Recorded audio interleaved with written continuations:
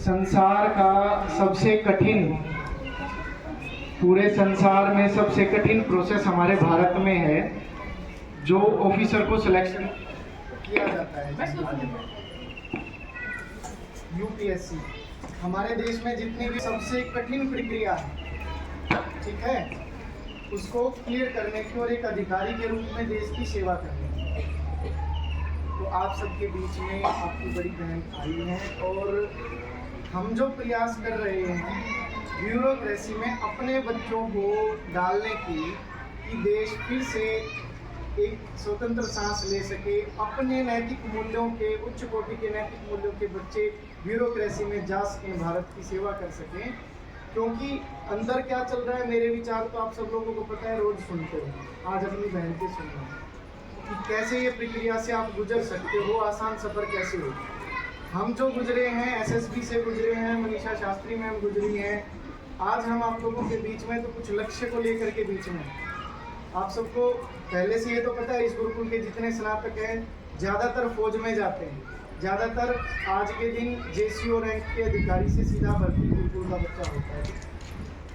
Optional subject Sanskrit लेकर के UPSC में जाने का एक रास्ता सरकार ने दिया है। उससे आसान जो रास्ता फिलहाल वर्तमान में इस देश में उपलब्ध है, इस्लामिक स्टडीज़ को लेकर के ब्यूरोक्रेसी में एंटर करने का। हर साल बाढ़ आई हुई है, आप लोगों को जानकर आश्चर्य होगा, इस्लामिक स्टडीज से भारत में कितने आईएएस आईपीएस ऑफिसर्स बनते हैं। और वो क्या, लेकिन संस्कृत को ऑप्शनल सब्जेक्ट लेकर के भी IAS अधिकारी बना जा सकता है। इतिहास में जितनों ने लिया है उनके लिए सफर आसान था।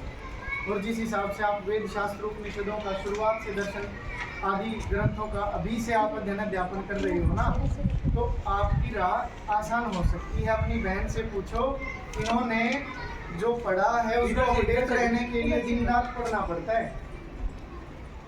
आप लोग जो गुड़िया बताएगी आपको, मेरी आपसे रिक्वेस्ट है कि मैं तो रोज ही बोलता हूँ, आज आप अपने छोटे भाई बहनों का मार्गदर्शन करें।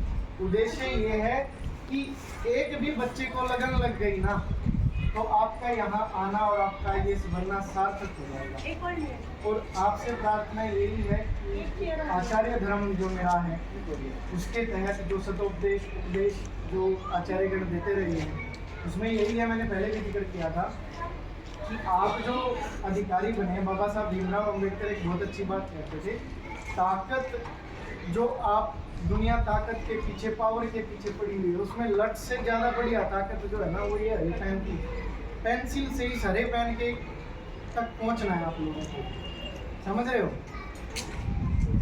आज क्योंकि मार्किंग सेंटर आप लोगों को पता है, भगवान जी के एक पिता के लिए सबसे बड़ा क्षण होता है कि जब अपना बच्चा जो है ना हमसे आगे निकल जाए। हम सब जो अभिभावक के रूप में, आप सबके माता पिता तो हम हैं, जो मैं और मनीषा शास्त्री जी, तो हमें खुशी होगी जिस दिन आप हमसे आगे निकलोगे।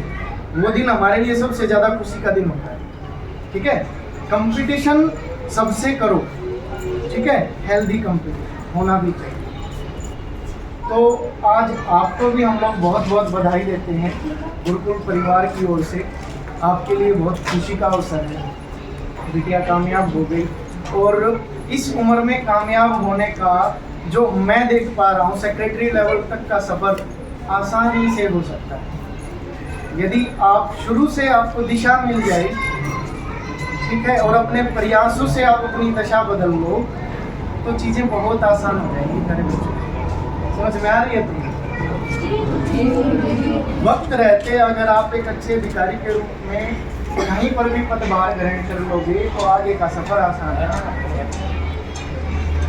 आपके कोई भी प्रश्न हो, सुमन यादव जी आपके बीच में भी देखी होगी, सलमान खान की कोई मूवी हुई तो उन सब में वो बहुत बड़ा जो पुलिस ऑफिसर बनता है, तो उसके लिए एग्ज़ाम होता है, ठीक है। ये बहुत ही माना जाता है, सबसे कठिन एग्ज़ाम माना जाता है पूरी इंडिया में। लेकिन मेरा ये था कि मेरे को कंपटीशन अगर करना है तो खुद के साथ करना है, ठीक है।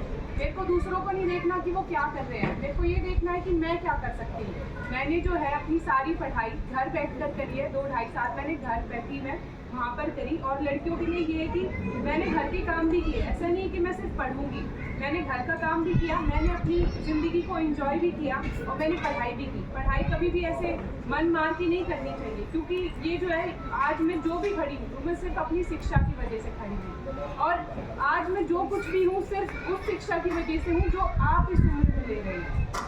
इस उम्र में अगर हमारी नींव स्ट्रॉन्ग हो जाती है, अगर हमें अच्छे से पढ़ाई करनी आ जाती है, तो हमें आगे जो है हम खुद कर सकते हैं। आजकल बहुत ही कोचिंग का दौर है, जैसे यूपीएससी के लिए जो है बहुत कोचिंग लगती है और 1-1.5 लाख की फीस लगती है। लेकिन मेरी जो शुरुआती शिक्षा थी वो इतनी अच्छी थी कि अब मैं जो कुछ भी पढ़ लेती थी वो मैं खुद से ही समझ सकती थी।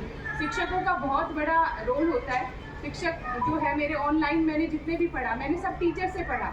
3 लोग ज़िंदगी में सबसे ज़्यादा इम्पोर्टेंट है, एक है हमारी मम्मी, एक पापा और एक है हमारे टीचर।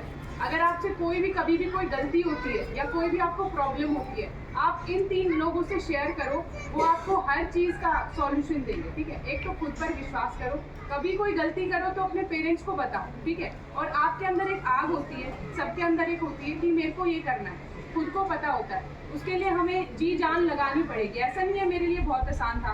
मैं कभी कभी ऐसा होता था कि मैं रोती थी, मैं बहुत बुरी तरह रोती थी, पर मैं ये कहती थी कि मुझे ये करना है, चाहे कुछ हो जाए, चाहे मैं कितना ही रो रही हूँ, कितनी मैं परेशान हो जाऊँ, कितनी मेरी हेल्थ के इश्यूज हो जाए। तो स्कूलिंग हो रही है, ठीक है, आपको बेस्ट जो है अपना पूरी अटेंशन जो है, आपका पूरा कॉन्सेंट्रेशन जो आपका टीचर कहता है सिर्फ उस पर होना चाहिए, ठीक है। उसके बाद आप जैसे घर जाते हो तो थोड़ा आराम करो, अपने पेरेंट्स के साथ रहो और वहाँ पर थोड़ी सी पढ़ाई करो। ज़्यादा करने की ज़रूरत नहीं है, लेकिन जो भी पढ़ाई करो वो पूरे कंसंट्रेशन के साथ करो। ऐसा नहीं कि हम किताब खोलकर बैठ गए पर हमारा ध्यान कहीं और है, ठीक है। कम से कम 2-3 घंटा पढ़ो, खुद से कोशिश ज़्यादा करो। जो ये ट्यूशन्स होते हैं वो अच्छे होते हैं, लेकिन खुद से जो हम सीख सकते हैं वो हमें कोई नहीं सिखा सकता। इसलिए जो आपका टीचर आपको बताता है पूरे दिन में, उसको एक बार घर जाकर सोचो कि उन्होंने क्या बोला, ठीक है, और आप क्या सोचते हो इस बारे में।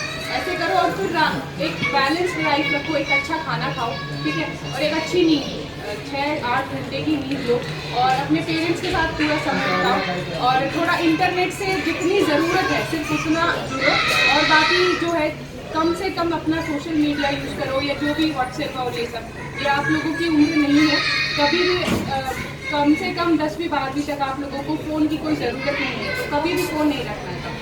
जो भी ज़रूरत है अपने माता पिता को बताओ, अपने टीचर्स को बताओ, बस इतना ही काफ़ी है।